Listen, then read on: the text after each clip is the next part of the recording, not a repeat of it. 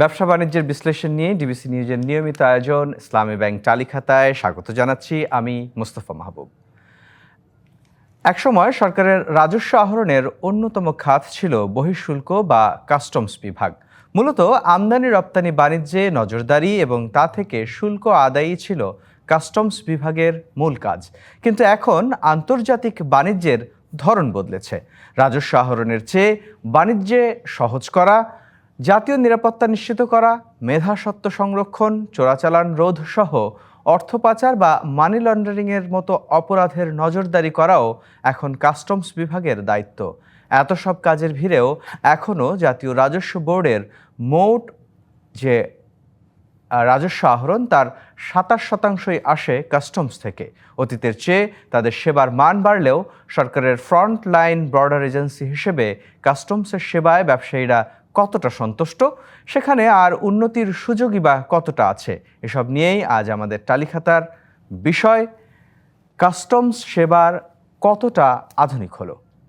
এ বিষয় নিয়ে আলোচনায় অনলাইনে যুক্ত আছেন বাংলাদেশ অ্যাগ্রোকেমিক্যাল ম্যানুফ্যাকচারার্স অ্যাসোসিয়েশন এর সভাপতি KSM মোস্তাফিজুর রহমান এবং আছেন জাতীয় রাজস্ব বোর্ড NBR এর সাবেক চেয়ারম্যান ডক্টর মোহাম্মদ আব্দুল মজিদ। আপনাদের দুজনকেই স্বাগত জানাচ্ছি আজকের আলোচনায়। আলোচনা শুরু করতে চাই। নিশ্চয়ই মোস্তাফিজুর রহমান আমাকে শুনতে পাচ্ছেন? আমি শুনতে পাচ্ছি। আপনি প্রশ্ন করলে জি শুনতে পাচ্ছেন।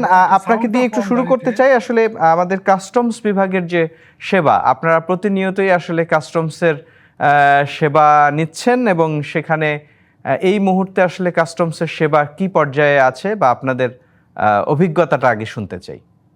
ধন্যবাদ।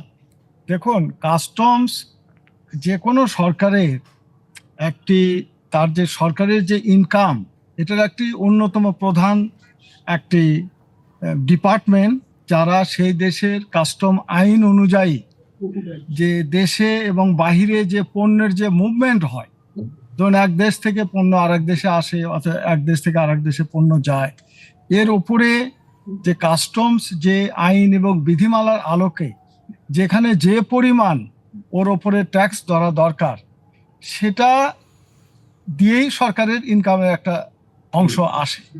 তা আমাদের দেশে আমরা যেহেতু ধরেন আমদানি নির্ভর একটি অর্থনীতি, এখানে সরকারের কিন্তু অনেক বড় একটা অংশ এখান থেকেই তার ইনকাম হয়, এবং যেটা সরকারের রাজস্ব ইনকামটাই হলো সরকারের সক্ষমতা, এবং এটা দিয়েই তার বাজেটের কিন্তু ধরেন NBR-ই তো বাজেটের প্রায় 85% NBR থেকে আসে, আর নন NBR থেকে হয়তো 15% আসে।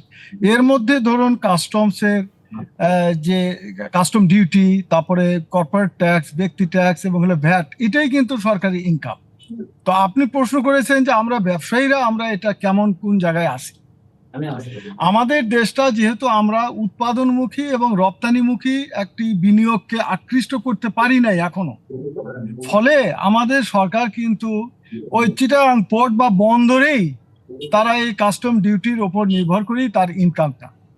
যদি আমরা এটা আমাদের দেশে যেমন অনেক কাঁচামাল আছে, সেই কাঁচামালের উপরেও তাতে এত কাস্টম ডিউটি বা অন্যান্য যেগুলো সাপ্লিমেন্টারি ডিউটি, এগুলো দিয়ে মানে আমাদের দেশের উৎপাদনটা করে যে একটা রপ্তানিমুখী অর্থনীতিতে যাবে, সেটা অনেকটাই রহমান, মানে এই যে বন্দরগুলো থেকে যখন আপনারা পণ্য কাঁচামাল খালাস করেন অথবা কোনো পণ্য দ্রুত গতিতে রপ্তানি করতে চান, সেই জায়গায় আসলে কাস্টমসের সেবাতে আপনারা সন্তুষ্ট কিনা?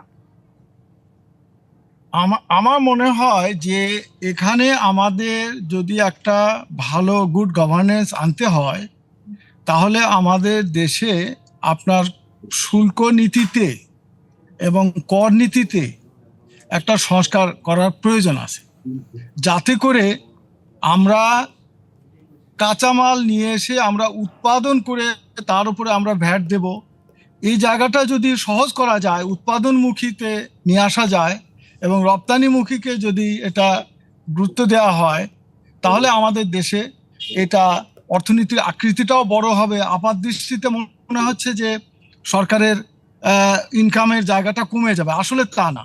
এখানে আমরা উৎপাদিত পণ্য আমরা যখন রপ্তানি করব, যখন কনজিউমার এটা কনজিউম করবে, সেখান থেকে আমরা ভ্যাটের মাধ্যমে সরকারি ইনকাম বাড়তে পারে, কিন্তু কাস্টম ডিউটি যেটা, সেটাতে সংস্কার করার প্রয়োজন আছে। এটা আমি অ্যাগ্রোকেমিক্যাল ম্যানুফ্যাকচার অ্যাসোসিয়েশনের পক্ষ থেকে নিশ্চয়ই মোস্তাফিজুর রহমান, আমরা এগুলো নিয়ে এনবিআর এর চেয়ারম্যান মহোদয়ের সঙ্গে কথা বলেছি।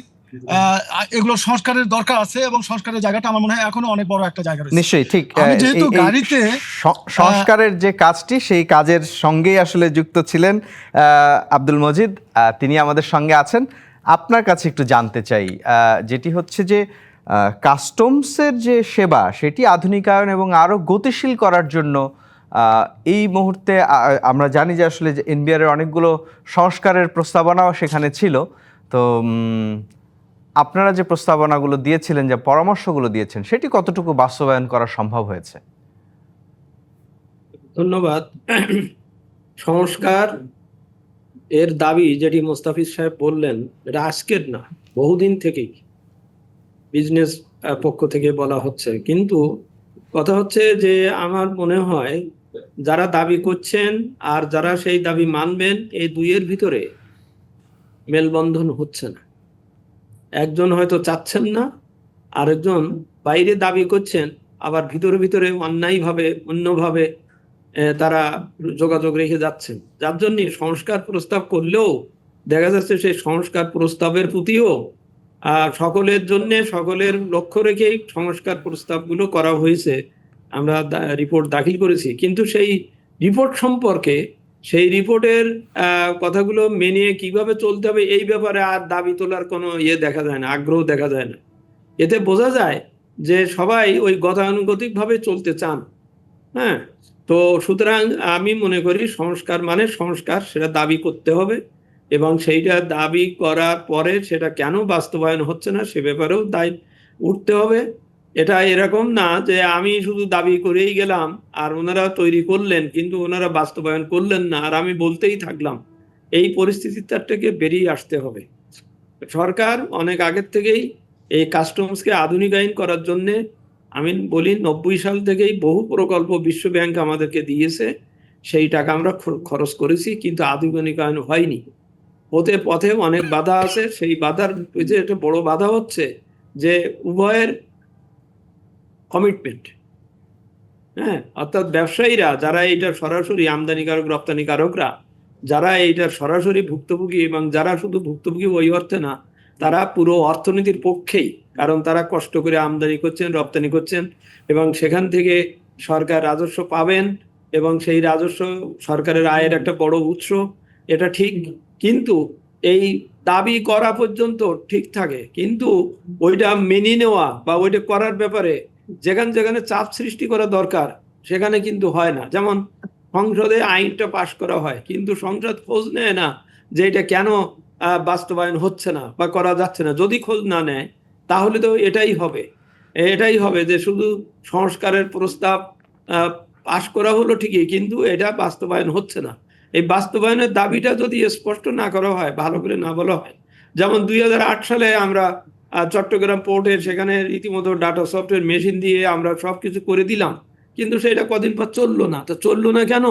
এই ব্যাপারে কেউ জবাবদিহি দেবেন। আমি এখানে জবাবদিহির কথাটা বেশি আনতে চাচ্ছি। সংস্কার করতে হবে এবং সেটা জবাবদিহির আওতায় আনতে হবে। জবাবদিহির আওতায় না আনলে সংস্কার কিন্তু কাজ হচ্ছে না, কাজ করা যাচ্ছে না। যেমন আমরা রিপোর্ট দিয়েছি, সেই রিপোর্ট সম্বন্ধে আর এখন কেউ কিছু আর বলছেন না মনে হচ্ছে। হ্যাঁ, এটা একটা সময় সাপেক্ষ ব্যাপার, সব একদিনই করা যাবে না, এটা ঠিক আছে, কিন্তু একটা তো কাজ তো শুরু করতে হবে। পুরো আলোচনাটাই থেমে গেল। নিশ্চয়ই আপনার কাছে আরো শুনবো। কোনো বিষয় একটা বিরতিতে যাওয়ার সময় হয়েছে, বিরতি থেকে এসে আপনার কাছে আরো শুনতে চাই। দর্শক, আপনারা দেখছেন ব্যবসা বাণিজ্যের বিশ্লেষণ নিয়ে ডিবিসি নিউজের নিয়মিত আয়োজন ইসলামী ব্যাংক টালিখাতা। এ পর্যায়ে নেব একটি বিরতি, সঙ্গেই থাকুন। বিরতির পর আবারও স্বাগত ব্যবসা বাণিজ্যের বিশ্লেষণ নিয়েই ডিবিসির নিয়মিত আয়োজন ইসলামী ব্যাংক টালিখাতায়। সঙ্গে আছি আমি মোস্তফা মাহবুব। আর আজকের আলোচনার বিষয় কাস্টমস সেবা কতটা আধুনিক হলো, এই বিষয় নিয়ে কথা বলছিলাম। জনাব মোস্তাফিজুর রহমান, আপনার কাছে একটু জানতে চাই যে প্রশ্নটি আসলে ডক্টর আব্দুল মজিদ তুললেন, যে আসলে ব্যবসায়ীরা যতটা চায় যে সংস্কার হোক, কিন্তু এই সংস্কার কাজের ক্ষেত্রে তাদের যে সহযোগিতা, যে কোনো অন্যায়ের তথ্য দিয়ে সহযোগিতা করা বা তার প্রতিবাদ করা, দায়িত্বশীল আচরণ করা, সেই কাজগুলোতে আসলে ব্যবসায়ীরা কথা বলতে চান না কেন? আমরা দেখলাম যে কাস্টমস নিয়ে সমালোচনা করতে ব্যবসায়ীদের মধ্যে এক ধরনের ভীতি আছে, সেটি কেন? আমাকে বলছেন ইয়ে জি জি, আপনার কাছে জানতে আচ্ছা চাচ্ছি।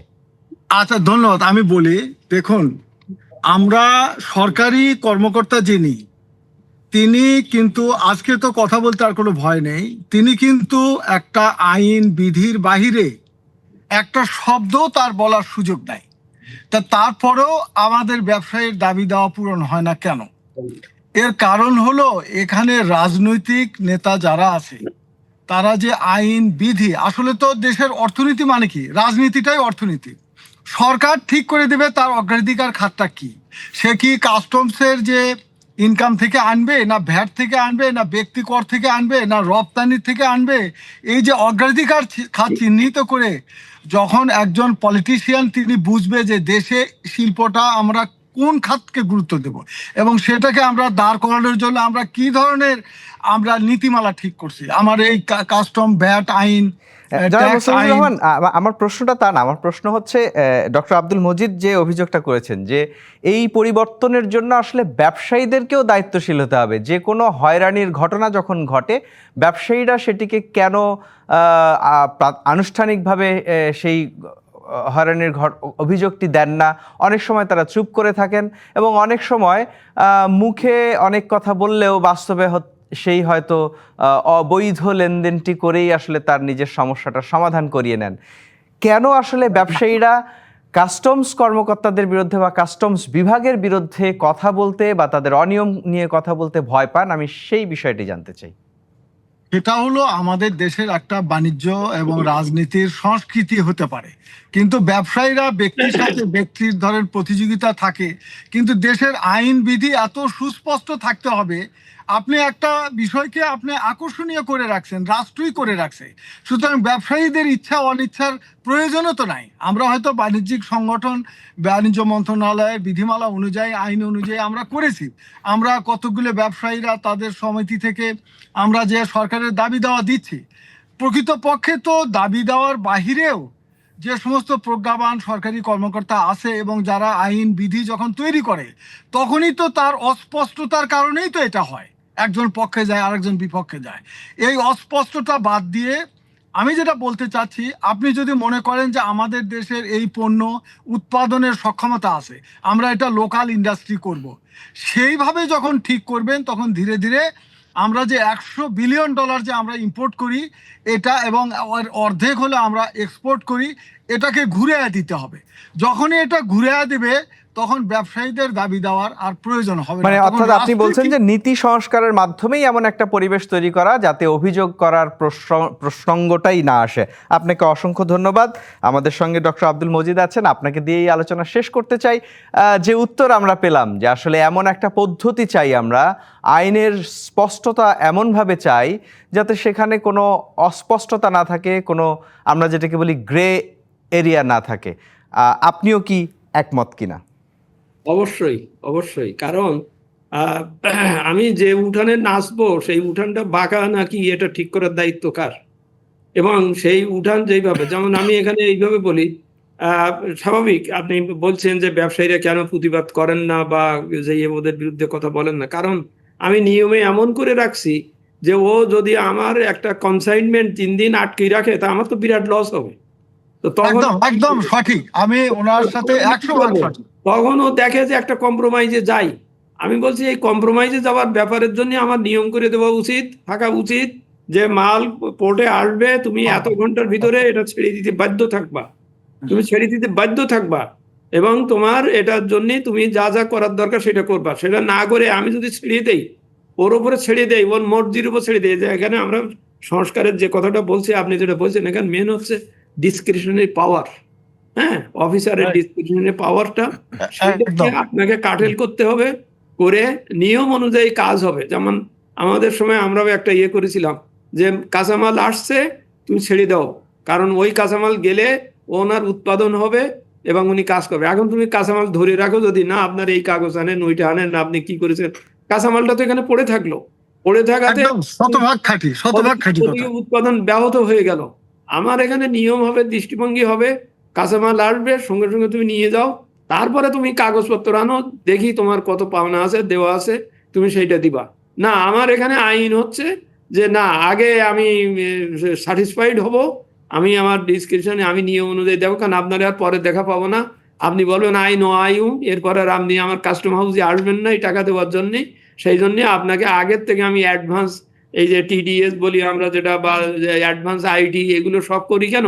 যে কথা হচ্ছে যে আমি আপনার আর পরে পাবো না। আমি যদি এখানে ব্যবসায়ী দায়িত্বশীল হই যে না, আমি আপনার কাছ থেকে মাল আন্ডারটেকিং দিয়ে ছাড়িয়ে নিয়ে গেলাম, আমার উৎপাদন চলতে থাকুক, আমি অবশ্যই এটা আপনাকে, আপনার যা পাওনা সেটা আমি এটা পে করবো।